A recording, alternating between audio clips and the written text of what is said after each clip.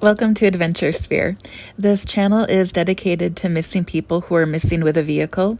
In the process of creating this database, we are creating a volunteer sonar search and recovery dive team to search for the people featured on our channel. Our services are free of charge. We ask you to consider subscribing, watch our content, and help spread awareness of our endeavor. The National Suicide Prevention Lifeline can be reached by dialing 988 or 1-800-273-8255. Today's episode is about Eugene Gabbard Jr. He was 23 and went missing from Jackson, Kentucky. His last date of contact was Monday, January 14th, 1985. Eugene was known to be driving a blue 1976 Pontiac. The model is unknown, so I didn't know what type of picture to put in to this video here, but it does have Kentucky license plates that are JGM248. He went to Simon Kenton High School in a neighboring town of Independence, I believe it was. The Kentucky State Police is investigating. They can be reached at 606-435-6069. His case number is 13C85163. So you might have seen just a little bit earlier on the video that I had, I believe it's his father. His name was Eugene Gabbard, known as Gene the Barber.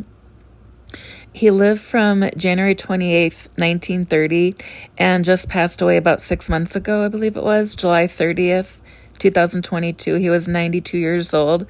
I just said I would put this in there in case Eugene is alive and well somewhere and just happens to Google his name and this pops up. So his father died about 6 months ago. The weather the day when he disappeared, the high was 70 degrees and the low was 38. Sunrise was at 7:49 a.m. and sunset was at 5:27 p.m.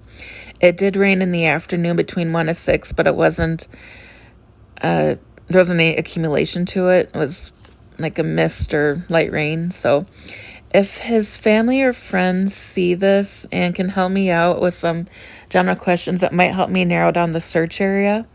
I'm wondering what his home and work addresses were. And then at work, did he request any time off, or what was his schedule like? Did he go to college? Where and when what was his schedule like there? Is he an early bird or a night owl? In the month or two before his disappearance, did he give any possessions away? Did he prefer to drive more on main roads or back roads? Did Eugene drive at night? Was there any road construction in the area that might have had detours that would have taken him through unfamiliar areas? Were there any items that he always carried? A gun or a knife I'm especially curious about, just in case we are able to find his car. I want to look around the water bottom really well so they don't get left behind and perhaps into the wrong hands. I know I was reading his father's obituary and it said that he liked to hunt and fish. I thought maybe he would take his son out with him, and that could be a good area to look at if they know where his father liked to hunt and fish. We could look in water around that area. Does Eugene Jr. have any health issues?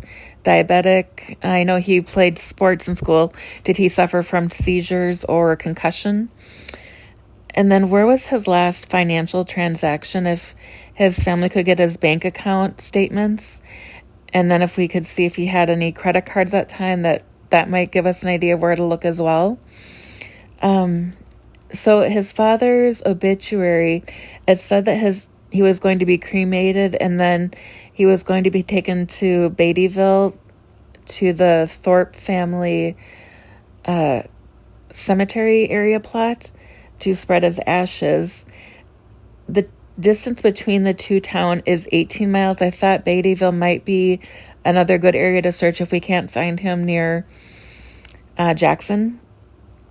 And then while I was scrolling around on the map here, the places I'm going to mention are shared with my blessing. So Eugene can be reunited with his family, regardless who higher powers work through. The description box has our email address if you'd like to share insight on any cold case, if you know someone missing with a vehicle and would like them featured on our channel and searched for, or to donate equipment. And then here, this video of Google Earth.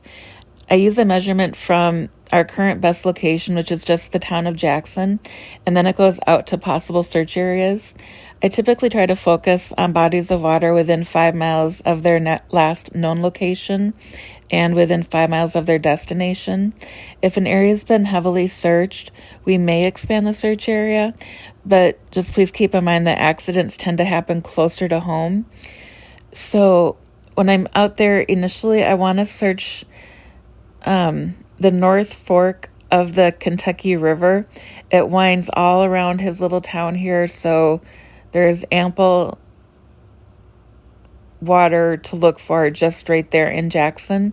And then as we scroll out a little bit further, I found Quicksand Creek. And then it looks like it's a pond or a small lake on Sigmund Drive. It's about 5.5 miles. I believe it's directly south. And then towards the end of the video here, this is that little pond I was telling about. Sigmund Drive right here. So then back at Beattiesville, it has the South Fork of the Kentucky River and then the Kentucky River proper. So, but if we can find out where his destination plan was that day, or a more precise home address, then it can help me further narrow down the search area and then go out if we need to. If you'd like to help Eugene's family find him, please subscribe, give the video a thumbs up, and ring the notification bell to receive progress reports. I'll let the video play out here just maybe 2 minutes so you can see the entire search area. If you see something I missed, please let me know in the comment section below. Thanks for watching, stay safe, and remember that we love you.